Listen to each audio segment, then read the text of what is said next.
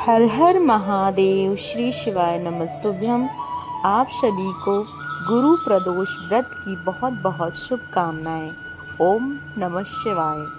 प्रिय श्रोतागण, हर महीने में कृष्ण और शुक्ल पक्ष की त्रयोदशी तिथि के दिन प्रदोष व्रत रखने का विधान है और ऐसा माना जाता है कि प्रदोष काल में भगवान भोलेनाथ कैलाश पर्वत पर प्रसन्न मुद्रा में नृत्य करते हैं। जिन भी भक्तों को भगवान श्री भोलेनाथ का अटूट श्रद्धा और विश्वास हो, उन सभी भक्तों को त्रयोदशी तिथि में पड़ने वाले प्रदोष व्रत का पूर्वक पालन और उपवास करने और कथा श्रवण करना चाहिए। और इस बार ज्येष्ठ मास के कृष्ण पक्ष में आने वाली प्रदोष गुरुवार के दिन पड़ रहा है और गुरु प्रदोष व्रत होगा। इस बार 14 मई दिन गुरुवार को गुरु प्रदोष व्रत है। इस दिन पूजा का प्रदोष काल का समय रहेगा 6:11 से 7:41 तक। तो आइए हम भगवान शिव से मनोवांछित व्रत की पूर्ति हेतु प्रदोष व्रत का कथा का श्रवण करते हैं। मान्यता है कि एक दिन जब चारों अधर्म की स्थिति होगी, अन्याय और अनाचार एकाधिकार होगा, मनुष्य भी स्वार्थ भाव अधिक होगा तथा व्यक्ति सत्कर्म करने के स्थान पर नीच कार्यों की अधिक करेगा। उस समय में जो व्यक्ति त्रयोदशी का व्रत रखकर भगवान शिव की आराधना और स्तुति करेगा, स्तोत्र का पाठ करेगा, उस पर भगवान शिव की कृपा प्राप्त होगी और इस व्रत का पालन करने वाला भक्त जन्म जन्मांतर के फेरों से निकलकर मोक्ष मार्ग कर आगे बढ़ेगा। कथा का श्रवण करते हुए अब हम प्रदोष स्तोत्र को हिंदी पाठ में अनुवाद करते हैं। समस्त जगत के स्वामी, हे सर्वदा कल्याण करने वाले, हे शाश्वत शंकर, आपकी जय हो। सर्व सुराध्यक्ष और जय हो। और हे सभी देवताओं द्वारा पूजित, हे सर्व सुरुचित, आपकी भी जय हो। हे ईश्वर गुणतीत, आपकी जय हो। सर्वप्रद, आपकी जय हो।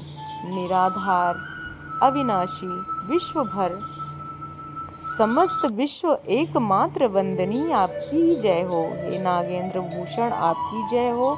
हे गौरीपति, आपकी जय हो। हे चंदार्थ शेखर, आपकी जय हो। हे करोड़ों सूर्यों के समान दीप्यमान, आपकी जय हो। अनंत गुणाश्रय विरूपाक्ष, आपकी जय हो। अंचित निरंजन, आपकी जय हो। हे नाथ, आपकी जय हो। भक्तों को पीड़ा का नाश करने वाले कृपा सागर, हे दुस्तर संसार सागर को पार कराने वाले प्रभु, आपकी जय हो। हे महादेव, मैं इस संसार में अत्यंत दुखी हूँ। मुझे अनेक चिंताएं घेरे हुए हैं, मुझ पर कृपा कीजिए। हे परमेश्वर, मेरे समस्त पापों का नाश कर मेरी रक्षा कीजिए। हे शंकर जी, मैं दरिद्रता के सागर में डूबा हुआ हूँ, महान पापों से पीड़ित हूँ। अंत चिंताएं मुझे घेरे हुए हैं, भयंकर रोगों ने मुझे घेर लिया है। ऋण के भार से दबा हुआ हूँ, कर्मों की ज्वाला में जल रहा हूँ और ग्रहों की पीड़ा से व्याकुल हूँ। कृपा कर मुझ पर प्रसन्न होइए। यदि कोई दरिद्र व्यक्ति प्रदोष काल में देवेश्वर गिरजापति से प्रार्थना करता है तो वह धनी हो जाता है।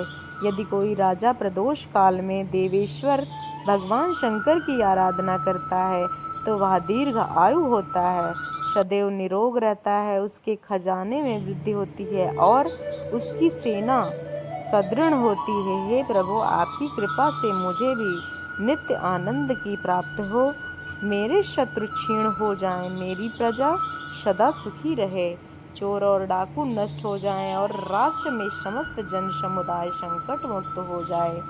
पृथ्वी पर दुर्भिक्ष, महामारी आदि कष्ट समाप्त हो जाएं, सभी प्रकार की फसलों में भरपूर उपज हो, दिशाएं सुखदायक हो जाएं। और इस प्रकार गिरजापति भगवान शिव की आराधना करनी चाहिए। पूजा के अंत में ब्राह्मणों को भोजन कराकर उन्हें यथा योग्य दक्षिणा देकर सम्मानित करना चाहिए। यह पूजा जो भगवान शिव के लिए कही गई है, यह समस्त पापों का नाश करती है, समस्त रोगों को दूर करती है, मनोवांछित फल की प्राप्त करती है। यह प्रदोष सूत्र यहाँ पे संपूर्ण होता है। अब हम गुरु प्रदोष कथा का अनुसरण करेंगे, यानी कि कथा का श्रवण करेंगे। एक बार देवराज इंद्र और वृत्तासुर की सेना में भीषण युद्ध हो गया। देवताओं ने दैत्य सेना को पराजित कर नष्ट भ्रष्ट कर डाला। यह देखकर वृत्तासुर अत्यंत क्रोधित होकर स्वयं युद्ध करने को तत्पर हुआ। असुरी माया में उसका विकराल रूप धारण कर लिया। सभी देवता भयभीत होकर गुरुदेव बृहस्पति की शरण पहुँचे। बृहस्पति जी बोले, पहले तुम्हें वृत्तासुर का वास्तविक परिचय दे दूं। वृत्तासुर बड़ा तपस्वी और कर्मनिष्ठ है। देवता पुण्य फलों में गंधमादन पर्वत पर घोर तपस्या किया है, शिव जी को प्रसन्न किया। पूर्व समय में वह चित्ररथ नाम से एक राजा था। एक बार वह अपने विमान में कैलाश पर्वत पर चला गया। वहां शिव जी वाम अंग में माता पार्वती को विराजमान देखकर वह उपहास उड़ाता हुआ बोला, हे प्रभु, मोह माया में फंसे होने के कारण हम तो स्त्रियों के वशीभूत रहते हैं, किंतु देवलोक में ऐसा कभी दिखाई नहीं दिया कि कोई स्त्री आलिंग बंध होकर सभी बैठे। चित्ररथ के यह वचन सुनकर सर्वव्यापी भगवान शिव हंसकर बोले, हे राजन, मेरा यह व्यवहारिक दृष्टिकोण अलग है। मैंने मृत्युदाता कालकूट महावश का पान किया है, फिर भी तुम साधारण जन की तरह मेरा उपहास उड़ा रहे हो। इतना कहने के बाद भी भगवान शिव मौन हो गए और मुस्कुराते रहे। किंतु देवी पार्वती को बहुत क्रोध आया। वह क्रोधित होकर चित्ररथ से बोली, अरे ओ दुष्ट, तूने सर्वव्यापी महेश्वर का उपहास किया है, इसलिए मैं तुझे शिक्षा दूं कि तुझे संतों का उपहास और दुसा नहीं करना चाहिए। अब तू दैत्य स्वरूप धारण कर विमान से नीचे गिर, मैं तुझे श्राप देती हूँ। देवी पार्वती के इस श्राप से चित्ररथ राक्षस योनि में प्राप्त हो गया और त्वष्टा नामक ऋषि के श्रेष्ठ तप से उत्पन्न होकर फिर वह वृत्तासुर बना। देवता गणों को आगे बताते हुए गुरुदेव बृहस्पति जी बोले, हे देवता गणों, वृत्तासुर बाल्यकाल में शिव का भक्त रहा, इसलिए हे इंद्र, तुम बृहस्पति प्रदोष व्रत का भगवान शंकर को प्रसन्न करो।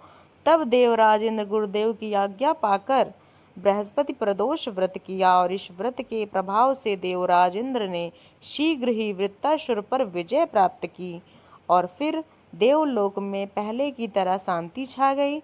इसलिए प्रदोष व्रत शिव भक्त को अपने जीवन में अवश्य ही करना चाहिए। गुरु प्रदोष व्रत भगवान शिव की कृपा दिलाने वाला और अत्यंत मंगलकारी माना गया है। त्रयोदशी व्रत रखने वाले भक्तों को अर्थात प्रदोष व्रत रखने वाले भक्तों को 100 गाय के बराबर सुख प्राप्त होता है और पापों का भी नाश होता है। जो भक्त किसी कारण से उपवास न रख पाएं, उन्हें भी प्रदोष काल के समय भगवान शिव की पूजा करके इस व्रत की कथा को पढ़ना और सुनना चाहिए। ऐसा करने से भगवान शिव अपने भक्तों पे मनोकामना पूर्ण करते हैं। प्रिय भक्तजनों, गुरुवार के दिन जो भक्त सच्चे मन से बृहस्पति देव के महिमा का गुणगान करता है, उस पर बृहस्पति देव की कृपा भी प्राप्त होती है।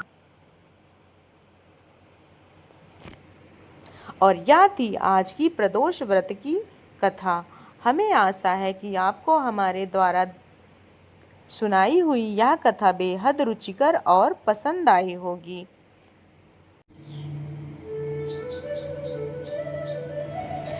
चैनल पे नए हैं तो चैनल को सब्सक्राइब अवश्य करें और कथा के लास्ट में आप शिव चालीसा और शिव जी की आरती अवश्य करें और उसके बाद कथा का समापन करते हुए भगवान से क्षमा याचना करना चाहिए और भगवान से मनोकामना हेतु प्रार्थना करनी चाहिए। तो यह कथा आपको कैसी लगी हमें कमेंट बॉक्स में ज़रूर बताइएगा और हर हर महादेव ज़रूर लिख के जाइएगा।